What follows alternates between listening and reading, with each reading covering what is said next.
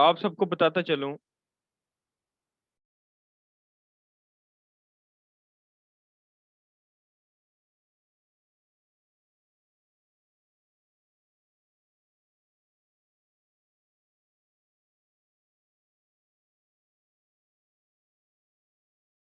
अच्छा जी, आप सबको अभी तक जो आप सबने सीखा वो सपोर्ट एंड रेजिस्टेंस सीखी है। ठीक है, अभी तक आपने सीखी है सपोर्ट एंड रेजिस्टेंस। अब सपोर्ट एंड रेजिस्टेंस क्या है? वो एक सिंपल सी चीज है जिसमें हम दो लाइंस लगाते हैं और एक सपोर्ट की एक रेजिस्टेंस की, सिंपल एज इट इज एक मेथड है। एक साइड वे ट्रेंड को आप कह लें कि एक्सप्लोर करना है। अब जैसे कि ये है एक साइड वे ट्रेंड। अच्छा बच्चों, अब आपको पता होगा, आपको ब्रेकआउट का भी आइडिया है अभी तक। सपोर्ट पे बाय करने का भी आइडिया है और ब्रेकआउट का भी आइडिया है। अब आपके जहन में एक सवाल पैदा होगा कि सर हमें कैसे पता चलेगा कि यहाँ पे एंट्री लेनी है या ब्रेकआउट होगा। ये जरा H4 में ओपन करते हैं, H1 का नहीं है ये, H1 पे गड़बड़ नजर आ रही है, ये H4 पे ये। आप कहेंगे सर हमें कैसे पता चलेगा कि ये यहाँ से बाय करना है या यहाँ से ब्रेकआउट होगा। सब बच्चों के जहन में एक सवाल पैदा आया होगा। सवाल पैदा हुआ है या नहीं? सर इस सपोर्ट से बाय करेंगे या ब्रेकआउट हो जाएगा, कैसे पता चलेगा? अब मैं कहूंगा कि यहाँ से हमने बाय करना है, तो आप कहोगे सर ब्रेकआउट भी तो हो सकता है, मार्केट नीचे भी तो जा सकती है। अब मैं यहाँ से कहूंगा कि आपने सेल करना है, तो आप कहेंगे सर ब्रेकआउट भी तो हो सकता है, मार्केट ऊपर भी तो जा सकती है। एक वैलिड सवाल है, सबके जहन में आया होगा और आगे आएगा भी जिसके जहन में नहीं भी आया। इसका जवाब सबसे पहले ढूंढेंगे हम, और उसके बाद हम अगला मरहला, ये जो जो कल मैंने क्लास बोला वो मैं उसके बाद तय करूंगा कि हमने, क्योंकि स्टेप वाइज चलना है, क्योंकि हमने स्टेप वाइज चलना है। ठीक है, तो इस सवाल का जवाब है कि कैंडलस्टिक पैटर्न्स ऐसे वो टूल्स हैं, वो ऐसी चीजें हैं जिससे हमें पता चलता है कि मार्केट में हमने इस पॉइंट पे एंट्री लेनी है या नहीं लेनी, इस पॉइंट पे मार्केट में हमने एंट्री लेनी है या नहीं लेनी। अब सपोर्ट एंड रेजिस्टेंस के लिए, बाय करने के लिए और सेल करने के लिए, सपोर्ट से बाय और रेजिस्टेंस से सेल करने के लिए ये काफी नहीं है क्या? सपोर्ट से बाय और रेजिस्टेंस से सेल करने के लिए ये काफी नहीं है कि बस सपोर्ट है तो बाय कर लो। भाई अगर सपोर्ट से बाय का कॉन्सेप्ट मौजूद है तो सपोर्ट के ब्रेकआउट के ऊपर सेल का कॉन्सेप्ट भी तो मौजूद है, दोनों कॉन्सेप्ट मौजूद है। तो ये काफी नहीं है कि सपोर्ट है तो बाय कर लें। एक रीजन होता है ना, हमने रीजन ढूंढने हैं, रीजन सीखने हैं बाय करने के, सेल करने के। हमारे पास एक रीजन होना चाहिए जिस बेस पे हम बाय या सेल करेंगे। तो सपोर्ट एंड रेजिस्टेंस पे हम बगैर किसी एविडेंस के बाय सेल नहीं कर सके। पहली शर्त है कि मार्केट में साइडवे ट्रेंड में बाय करने के लिए सपोर्ट चाहिए। दूसरी शर्त ये है कि उस सपोर्ट पे कैंडल स्टिक पैटर्न का एविडेंस चाहिए। ये डिफरेंट शेप्स की आप कैंडल्स आपको नजर आ रही होंगी सपोर्ट पे, ये देखें, ये एक कैंडल आपको नजर आ रही है जिसकी ऊपर भी विक है, नीचे भी विक है, दरमियान में छोटी सी बॉडी है। ये जो मुख्तलिफ किस्म की कैंडल नजर आ रही है ना, इनका कुछ ना कुछ मतलब है, इनकी अपनी जुबान है जो हमने लर्न करनी है कैंडल स्टिक पैटर्न्स के अंदर। यानी सपोर्ट और रेजिस्टेंस बाय करने के लिए अकेली सपोर्ट एंड रेजिस्टेंस काफी नहीं है बाय सेल के लिए। अगर ये यहाँ से सेल का कहूंगा तो आप कहेंगे सर ब्रेकआउट पे बाय का कॉन्सेप्ट मौजूद है, तो आप सिंगल रेजिस्टेंस पे सेल नहीं कर सकते और सिर्फ सपोर्ट को देख के बाय नहीं कर सकते। आपको सपोर्ट के साथ कैंडल स्टिक पैटर्न्स ढूंढने जरूरी हैं या देखने या बनने देना जरूरी है। अब ये बहुत मुश्किल नहीं होता, सपोर्ट एंड रेजिस्टेंस ड्रॉ कर लिया, उसी के ऊपर ये पैटर्न बनते हैं और हम बाय करते हैं। पैटर्न से मुराद ये अब कैंडल है ना, अब ये देखो, नीचे भी इसके वीक है, ऊपर भी वीक है, दरमियान में बॉडी है, वीक कहते हैं जो इसका साया है, ये जो शेडो है, नीचे भी वीक है, ऊपर भी वीक है। इसकी देखो, ये कैंडल देखो, ये वाली, इसकी ऊपर से नीचे विक है, नीचे बॉडी है, इसका मतलब है ऊपर से नीचे सेलर्स ने प्रेशर डाला है। अगर विक ऊपर की तरफ है तो सेलर्स ने प्रेशर डाला है, अगर विक बॉडी के नीचे है, जो शेडो होता है, तो नीचे से प्रेशर पड़ा है और मार्केट ऊपर गई है। जैसे कि आप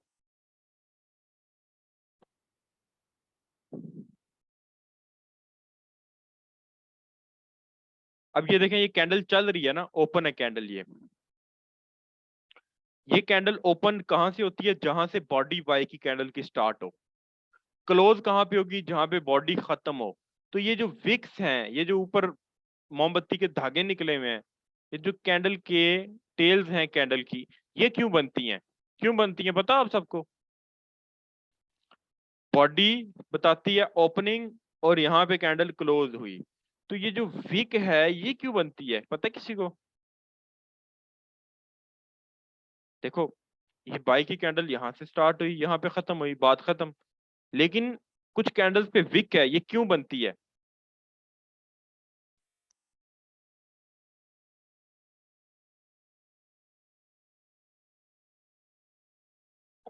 एक वैलिड इनवैलिड जवाब दे दें।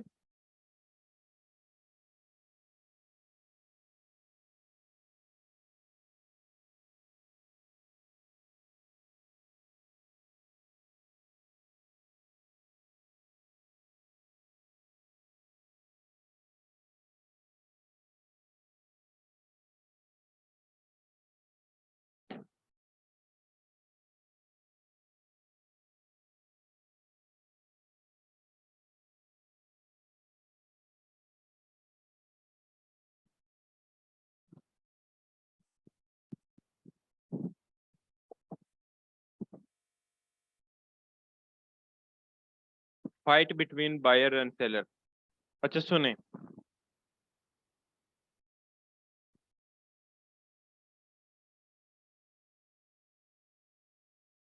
विक को हम सेम ही रीड करते हैं, रेड और ब्लू हो, विक को देखना होता है, विक जिस तरह मर्जी हो।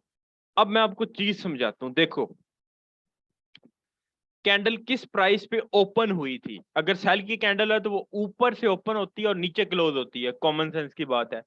बाय की कैंडल नीचे से ओपन होगी और बाय जाती है ना, ऊपर क्लोज होती है। यानी बाय की कैंडल यहां से ओपन होती है और यहाँ पे क्लोज होती है। ये जो बॉडी है ना, बॉडी सिर्फ साफी बॉडी जिन्हों जिन्हों आते हो ना, तो साफी गोश्त, साफी जो इसकी बॉडी का गोश्त है ना, ये वाला, ये जो बॉडी आपको नजर आ रही है, ये ओपनिंग और क्लोजिंग प्राइस बताती है। सेल कैंडल की ओपनिंग प्राइस ऊपर होती है और क्लोजिंग प्राइस नीचे होती है। ये जो धुएं सी निकली हुई है ना, ये जो विक से धागे से निकले हुए हैं, ये देख लो आग जल रही है उसमें, ये क्यों बनते हैं? देखो, एक आपको इंफॉर्मेशन पता चल गई कि H4 के टाइम फ्रेम में ये जो कैंडल थी, ये रेड कैंडल, ये यहाँ से स्टार्ट हुई थी, क्योंकि इसकी बॉडी यहाँ से स्टार्ट हुई है। और जब कैंडल क्लोज होने वाली थी उस वक्त प्राइस ये थी। 4 घंटे पहले कैंडल इस पे ओपन हुई और अभी इस प्राइस पे क्लोज हुई है। बट ये कैंडल हमेशा से इस प्राइस पे नहीं रही। यहां से ओपन होके सबसे पहले ये नीचे गई है, ठीक है।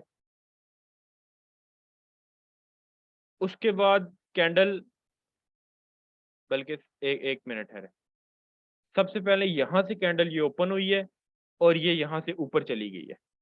लेकिन क्लोज होने से पहले पहले ये यहां तक नीचे गई, बट क्लोजिंग नहीं दी।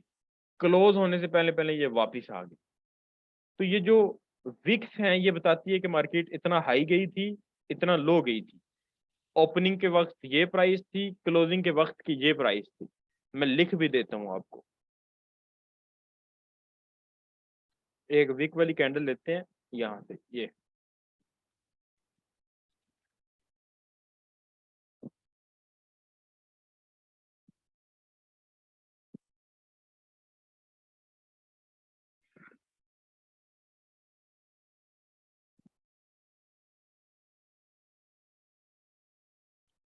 ओपनिंग प्राइस,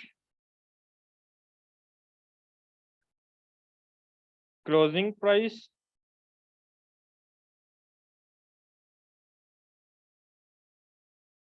ये किसी भी कैंडल की, बल्कि थोड़ा सा बड़ा करते हैं टेक्स्ट ताकि सबको नजर आए, बड़ा कर देता हूँ। बाय की कैंडल है तो बाय की ओपनिंग होगी यहाँ नीचे से और क्लोजिंग होगी यहाँ पर। कैंडल का, बाय की कैंडल है तो नीचे लो होगा, ये है विक जो है इस कैंडल का लो पॉइंट, और ये इस कैंडल का हाई पॉइंट। देखें कैंडल स्टिल चल रही है, यहाँ पहले यहाँ तक बाय गई थी लेकिन वापस चली गई है। तो ये जब कैंडल अगर यहीं पे क्लोज होगी ना तो इसी तरह रहेगी, तो हमें पता चलेगा कि क्लोजिंग के वक्त ये प्राइस थी, इतना ज्यादा ये बाय गई थी। ठीक है, ओपनिंग क्लोजिंग हाई लो इन विक से पता चलता है, बॉडी से ओपनिंग और क्लोजिंग, प्राइस और हाई और लो पता चलता है इन विक की मदद से। हमें इंफॉर्मेशन एक कैंडल से इतनी इंफॉर्मेशन मिलती है और मैं हैरान हूं कि आपको ये बेसिक की बात नहीं पता। ये बात आपको नहीं पता, मैं हैरान हूं। अच्छा, ये जो विक्स बनती क्यों है, देखो कैंडल गई थी यहाँ पे नीचे की तरफ, नीचे से बायर्स ने इसको पुश किया, प्रेशर डाला। क्या किया, नीचे से बायर्स ने इसको पुश किया, प्रेशर डाला, जिस वजह से ये कैंडल ऊपर की तरफ चली गई। वरना ये पूरी सेल की कैंडल बनती, वरना ये पूरी सेल की कैंडल बनती। क्योंकि ये नीचे गई यहां तक, तो नीचे से बायर्स ने प्रेशर डाला, जिस वजह से ये सुकड़ के रह गई है। क्या हुआ है? जिस वजह से ये सुकड़ कर रह गई है।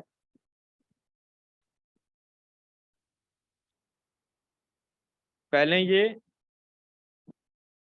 यहां तक गई, नीचे से बायर्स ने प्रेशर डाला, सुकड़ के रह गई है। सुकड़ लफ्ज समझते हैं ना आप लोग? आई थिंक ये उर्दू का या पंजाबी का, ये मुझे नहीं पता, लेकिन ये वर्ड अगर मैं यूज करूंगा आई होप कि आप समझते होंगे। समझते हो?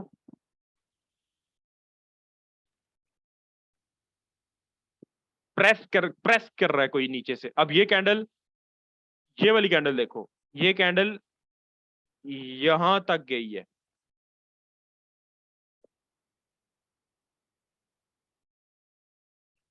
ये कैंडल यहां तक गई है, फिर ये नीचे से सुकड़ के क्यों रह गई है? क्योंकि नीचे से बायर्स ने प्रेशर डाला है। अब ये देखो, ये कैंडल यहां तक गई थी, बाय में यानी गई थी ये, तो ऊपर से इसको सेलर्स ने प्रेशर डाला और नीचे धकेल दिया। नीचे से बायर्स प्रेशर डालते हैं, ऊपर से सेलर डालते हैं, जिस वजह से विक बनती है। अब इस कैंडल पे दोनों तरफ विक है बच्चों। आएगी बात, समझ आएगी, ये भी बात समझ आएगी, सिंपल सी बेसिक सही है, कोई मसला नहीं है इसमें। ओपनिंग क्लोजिंग हाई लो, ये वैसे ही बंदा कहता है यार ये विक्स क्यों बनी है, तो उस पर जब रिसर्च करता है तो उसको पता चल जाती है बात। अच्छा बच्चों, यहाँ पे ये जो विक है, नीचे से बायर्स ने इसको प्रेस किया, ऊपर से ने सेलर से प्रेस किया, तो दरमियान में बॉडी बन के रह गई, यानी प्रेस होगी दोनों तरफ से। अगर कैंडल के दोनों तरफ बराबर वीक है तो दोनों तरफ प्रेशर पड़ रहा है। एक तरफ वीक है तो उसका मतलब है या बायर्स प्रेशर डाल रहे हैं, यानी कि एक फ्रीक प्रेशर डाल रहा है। अगर कैंडल की दोनों तरफ बड़ी बड़ी विक्स हैं तो इसका मतलब है कि दोनों तरफ बराबर प्रेशर आ रहा है, जिस वजह से कैंडल प्रेस हो रही है। अब मैं आपको कैंडलस्टिक पैटर्न पढ़ाता हूँ, और आई थिंक ये इंपॉर्टेंट चीज है जो मैं आपको पढ़ा रहा हूँ। अच्छा, कैंडलस्टिक पैटर्न काफी होते हैं, ये जो शेप्स है ना, डिफरेंट शेप्स, ये काफी ज्यादा हैं, जिनको हम कैंडलस्टिक पैटर्न कहते हैं। बड़ी वीक वाली कैंडल, छोटी वीक वाली कैंडल, उल्टी वीक वाली कैंडल, ये काफी सारी हैं। लेकिन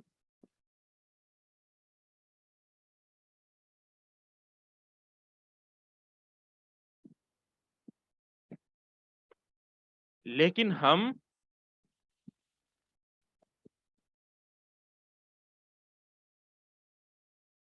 क्या करते हैं, हम क्या करेंगे, हम आपको एडवांस में चंद कैंडल्स बताएंगे, और प्रो के अंदर आपको मुकम्मल बताएंगे, और वही बताएंगे जो मार्केट में बनती हैं।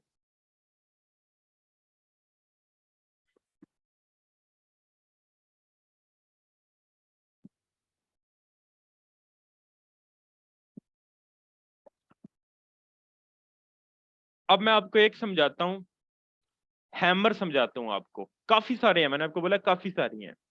हैमर, हैमर किसको कहते हैं पता है आप सबको? अच्छा, इन कैंडल्स के नाम इस तरह रखे गए हैं कि आप इनका नाम पढ़ के ही पता चल जाएगा कि इसका स्ट्रक्चर कैसा होगा। कैंडल का नाम पढ़ के ना आपको पता चल जाएगा किसको कहते हैं।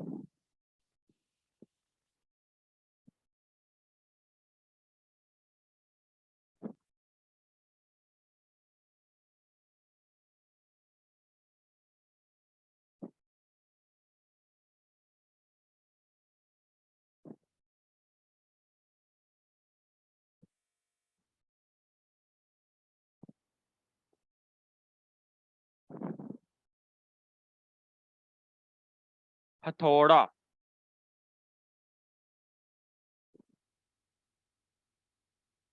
प्रेजेंटेशन आई थिंक आपको नहीं मिलनी, प्रो को मिलेगी। आप एक स्क्रीनशॉट ले सकते हैं इसका।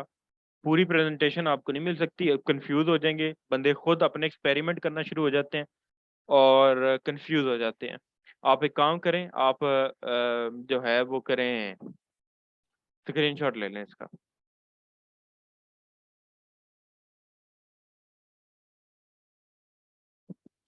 अच्छा बच्चों, अब ये जो हैमर है इसको देख के क्या लगता है कि सेलर्स का प्रेशर है इस पे या बायर्स का प्रेशर है?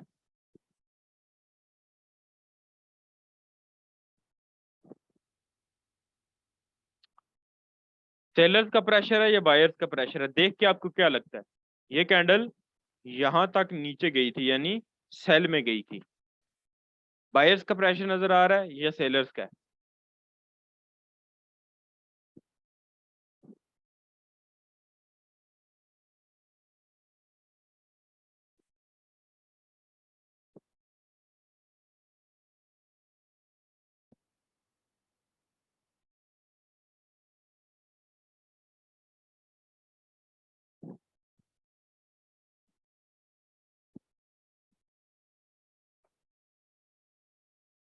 हम्म,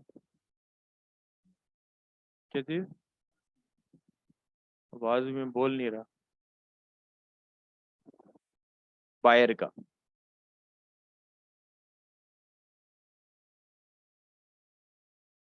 अच्छा, अब ये जो हैमर है ना, हैमर बच्चों, ये बनता है सपोर्ट के ऊपर। अब सपोर्ट के ऊपर एक ऐसी कैंडल बनती है जो पहले सेल की थी, सपोर्ट के ऊपर। नीचे सपोर्ट भी है जिसे ऑलरेडी हमें पता है बाय करना है, आपको मुझे सबको पता है, बट सिर्फ सपोर्ट पे हम नहीं कर सकते, हमें डिफरेंट कैंडलस्टिक पैटर्न चाहिए। तो अब सपोर्ट पे एक कैंडल बनी जो पूरी सेल की थी, लेकिन क्लोज होने से पहले नीचे से बायर्स ने उसको प्रेशर डाल के अपनी तरफ बना लिया, यानी बाय का प्रेशर उन्होंने बना लिया। अगर सपोर्ट पे हैमर बने तो हमारे किस काम का आएगा?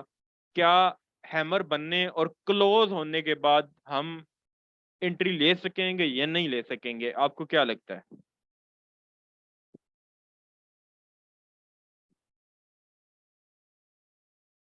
और क्यों लेंगे एंट्री?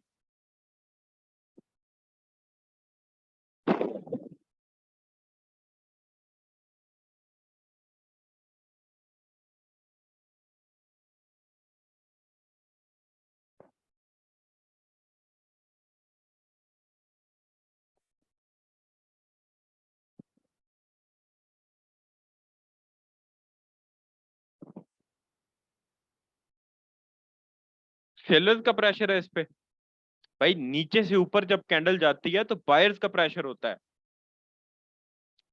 क्योंकि सेल की कैंडल ऊपर से नीचे आती है। सेल तब होता है, नीचे से ऊपर जाए तो वो बाय का प्रेशर होगा। कॉमन सेंस की बात है भाई। जब आप, आपको एक एक्सपेरिमेंट बताता हूँ, जिन बंदों को समझ नहीं आ रही, मैं आपको एक एक्सपेरिमेंट बताता हूँ, लेकिन करना आपने 2 या 3 बजे के टाइम पे है।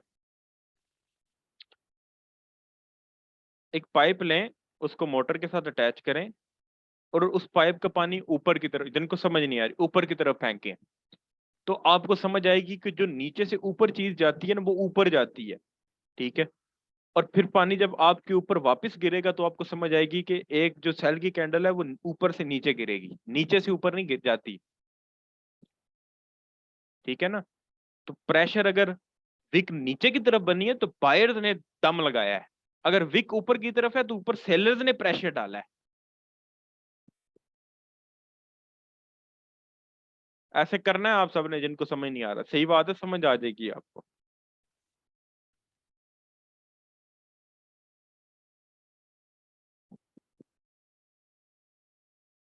ठीक है ना? अच्छा, अब क्या बात आपको समझ आई है? अब मुझे एक और बात बताएं, बात का जो खुलासा है ना वो क्लोज करते हैं, बात क्लोज करते हैं। बड़ी इंपॉर्टेंट क्लास है, लेकिन आसानी से समझ आ सकती है। ये हैमर है, हैमर बहुत जगह पे बनता है, आपको भी दिखाऊंगा भी मैं। अच्छा बच्चों, अब ये सपोर्ट है, सपोर्ट, ये जो सपोर्ट है, इस सपोर्ट से मुझे बाय करना चाहिए या नहीं करना चाहिए? बताएं। और अगर करना चाहिए तो क्यों, नहीं करना चाहिए तो क्यों क्यों नहीं?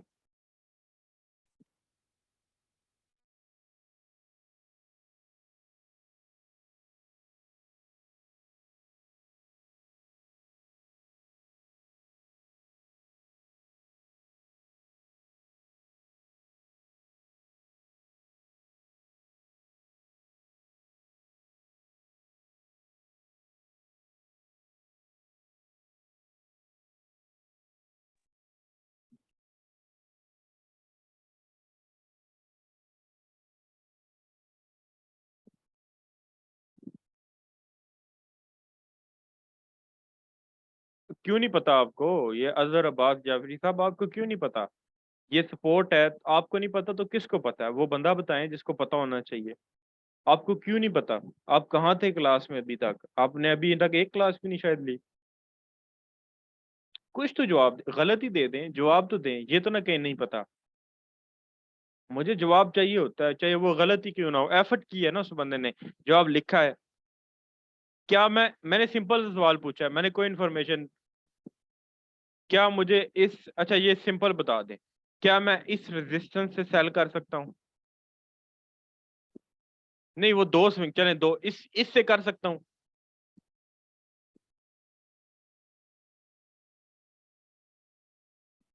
अच्छा, कह रहे हैं यस। आप लोग इस पे एंट्री लगा देंगे रेजिस्टेंस पे? दो स्विंग तो छोड़ देना, वो बाद की बात है, वो टॉपिक नहीं है दो तीन स्विंग वाला। दो पे लेनी है या तीन पे लेनी है? तीन पे कर लें, तीन से पूछ लेता हूँ। थर्ड पे बस एंट्री ले लेनी है। ले सकते हैं एंट्री। कैसे ले सकते हैं एंट्री? क्या सपोर्ट एंड रेजिस्टेंस एंट्री के लिए काफी है?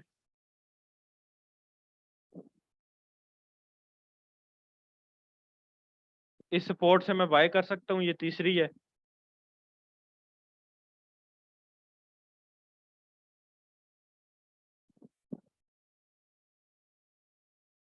एविडेंस किधर है? मुझे नजर नहीं आ रहा। आसान हाँ ना में जवाब देना, इस सपोर्ट से मैं बाय कर सकता हूँ। हाँ या ना में बताएं, एक्सप्लेनेशन नहीं करें, वो पढ़ने नहीं होती जल्दी में। यस वाले जो अफराद हैं वो यस क्यों कह रहे हैं वो बताएं। यस वाले अफराद जो यस कह रहे हैं वो बताएं क्यों कह रहे हैं वो यस, वो रीजन बताएं।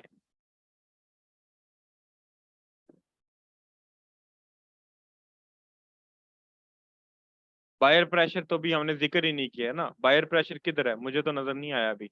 मैंने सिंपल सपोर्ट का पूछा है। अभी हम कैंडलस्टिक पैटर्न की तरफ गए ही नहीं है, सिंपल सपोर्ट है। कोई एविडेंस नहीं है, बाय करेंगे? सिंपल सपोर्ट है, अभी कोई एविडेंस नहीं है, कुछ भी नहीं है, सिंपल सपोर्ट है। क्या आप लोग बाय करने के लिए रेडी हो इस पे?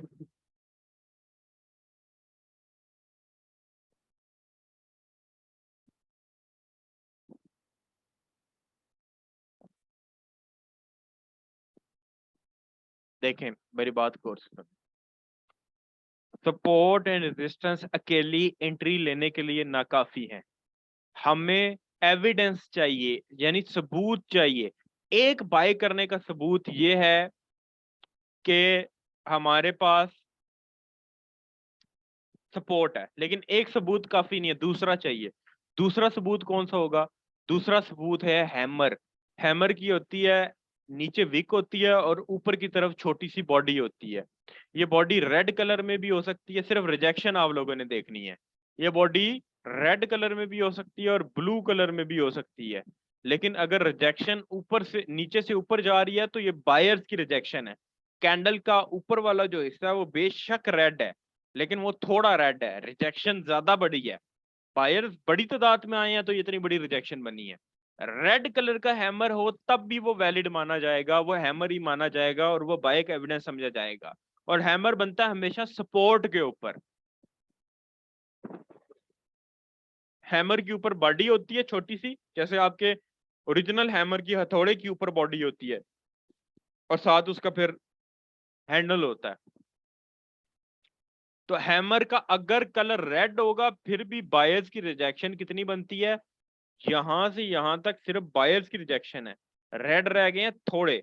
लेकिन अगर कलर है ब्लू या ग्रीन जो भी आपने लगाया हुआ चार्ट पे, तो भी ये बाय का एविडेंस है।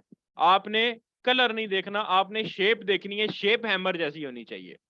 जैसे ये सपोर्ट है ना, ये वाली सपोर्ट रेजिस्टेंस मार्केट फॉलो कर रही है, तो यहां पे आप हैमर देख सकते हैं इस जगह पे, ये देखें। और हैमर की बॉडी 2 टाइम्स छोटी होनी चाहिए उसकी विक से, तब वो अच्छा हैमर माना जाता है। अब ये देखो, ये है नीचे विक और ये है उसकी ऊपर बॉडी, तो ये रेड कलर का हैमर सपोर्ट पे बना है, लेकिन ये बाय का एविडेंस है, बाय का सिग्नल दे रहा है, बाय का बता रहा है। तो रिजेक्शन देखनी है, कलर नहीं देखना। रिजेक्शन, अब ये रिजेक्शन देखें, ये देखें रेड कलर की कैंडल है, ऊपर बनी हुई है और ऊपर से नीचे प्रेशर आ रहा है, तो प्रेशर सेलर्स का आ रहा है। कैंडल का कलर बेशक रेड है, प्रेशर किसका आ रहा है? सेलर्स का। अब देख लो अगली कैंडल सेल की, बल्कि पूरे का पूरा ट्रेंड सेल का बना है। ठीक है, अब यहाँ पे मैं आपको एक दो और एग्जांपल्स हैमर्स की दिखाता हूँ, ताकि हैमर आपको जो है ना वो याद हो जाए। लेकिन सिर्फ हैमर नहीं है, आपकी इंफॉर्मेशन के लिए बता दूं कि सिर्फ हैमर नहीं है, कैंडलस्टिक पैटर्न बहुत हैं जो आपने आगे in future Aahista Aahista learn करने हैं।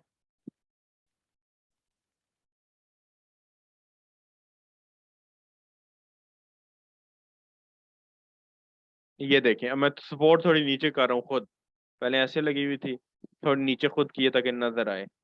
ये देखो, अब ये ब्लू है, सपोर्ट पे बन रहा है, नीचे से बायर्स ने रिजेक्शन दिया है ऊपर की तरफ। सपोर्ट एंड रेजिस्टेंस को बगैर इसके ट्रेड करना कैंडलस्टिक पैटर्न के इनकम्प्लीट है। और सपोर्ट पे सपोज आपने बगैर कैंडल दिखाने बाय देखे बाय लगा दिया, तो वो ब्रेकआउट हो सकता है। और बगैर देखे अगर आपने सेल लगा दिया, तो वो रेजिस्टेंस का ब्रेकआउट हो जाएगा। तो विदाउट किसी भी कैंडलस्टिक पैटर्न के आप एंट्री खुद से नहीं ले सकते हो। तो आज की क्लास में मैंने आपको एक कॉन्सेप्ट देना था कि कैंडलस्टिक पैटर्न एग्जिस्ट करते हैं। ये हैमर ये पड़ा बना हुआ है, मैं आपको दिखा देता हूँ। और ये हैमर सिर्फ सपोर्ट एंड रेजिस्टेंस पे वर्क करता है। ये देखो मिड में बना हुआ है, ये किसी काम का नहीं है। सपोर्ट पे बने, एग्जैक्ट कहाँ पे बने? सपोर्ट पे बने। चार्ट में जिधर दिल करता बनता रहे, उसका कोई मतलब नहीं है और उसका कोई फायदा नहीं है, वो एक आम सी कैंडल है। सपोर्ट पे अगर हैमर का स्ट्रक्चर बने तो उसको हैमर कहना है। अगर कहीं मिड में जैसे ये बना हुआ है, ये देखो ये ये बना हुआ है, अब देखो स्ट्रक्चर तो सारा इस कैंडल का हैमर का है, लेकिन ये हैमर नहीं है, क्योंकि हैमर सपोर्ट पे होगा तब हैमर कहेंगे। अदरवाइज वो एक आम सी कैंडल है, बेशक उसका स्ट्रक्चर हैमर जैसा है। अदरवाइज वो कौन सी कैंडल है? वो एक आम सी कैंडल है, बेशक उसका स्ट्रक्चर क्या है? उसका स्ट्रक्चर हैमर जैसा है।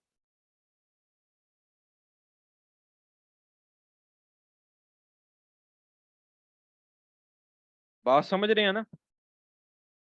रेजिस्टेंस को छोड़ दें, रेजिस्टेंस पे हैमर नहीं बनता। रेजिस्टेंस पे उल्टा शूटिंग स्टार बनता है, लेकिन अभी नहीं पढ़े, कंफ्यूज हो जाएंगे। अभी कंसेप्ट ही नहीं पता ना, अभी तो ये भी नहीं पता हाई लो क्या होता है। मिडल में बने तो एंट्री, देन मिडल में क्यों एंट्री? सबूत चाहिए। मिडल में कौन सा सबूत है? सबूत तो सपोर्ट पे चाहिए ना। पहली तो शर्त सपोर्ट है, दूसरी शर्त सपोर्ट पे हैमर है। तो अगर वो हैमर मिड में बनता है और आप लोग एंट्री लगाते हो, तो फिर आप हैमर को शिकायत नहीं करोगे कि आपका अकाउंट क्यों उड़ा है या आपका एसएल क्यों हुआ है, क्योंकि हैमर की उसके अंदर कोई भी गलती नहीं होगी। क्यों नहीं होगी? क्योंकि हैमर का कोई कसूर नहीं, आपने गलत जगह स्पॉट की है। आपको करेक्ट जगह ढूंढना है और ट्रेड करना है। गलत जगह आप ढूंढेंगे तो उसका आपको फायदा नहीं होगा।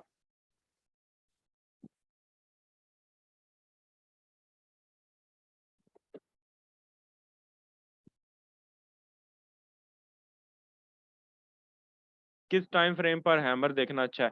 मैंने पूरे मेथड का टाइम फ्रेम बताया हुआ है। मैंने इस पूरे मेथड का टाइम फ्रेम, और हैमर एक एग्जांपल के लिए मैं बता रहा हूँ। हैमर सिर्फ एग्जांपल के लिए बता रहा हूँ, ये एक है, लेकिन आपके कोर्स में एक नहीं है भाई, काफी है। ये सिर्फ एक पीडीएफ में इतनी ज्यादा है, ये देख लो, hanging man, shooting star, doji, doji की टाइप्स, बहुत ज्यादा कैंडलस्टिक्स हैं। लेकिन फिलहाल एग्जाम्पल के लिए आपको कॉन्सेप्ट दिया है, यही नहीं समझ लेना कि सिर्फ हैमर है जी, यही हर जगह बनेगा, ये सिर्फ सपोर्ट पे बनेगा और ये आपने सपोर्ट पे ढूंढ के लेके आना है। मिड में चार्ट में इसका कोई फायदा नहीं है, वो एक बेकार कैंडल है, बेशक उसकी शेप हैमर जैसी है, लेकिन अगर चार्ट के सपोर्ट के ऊपर बना है तो वो एक हैमर है।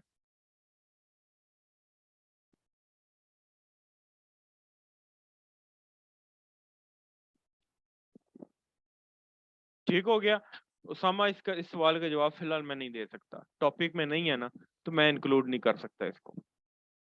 टॉपिक में जो चीज नहीं होगी मैं चीज इंक्लूड नहीं करूंगा वो, ये सिंपल सा कॉन्सेप्ट है। और अभी मेरी एडवांस प्रो की भी क्लास स्टार्ट हो गई है। ये क्लास हमने आपको इसलिए दी है कि आपको कॉन्सेप्ट पता चले कि कैंडलस्टिक पैटर्न एग्जिस्ट करते हैं, उसके बाद फिर आपको रीटेस्ट बताना है, फेक ब्रेकआउट और ब्रेकआउट का डिफरेंस बताना है।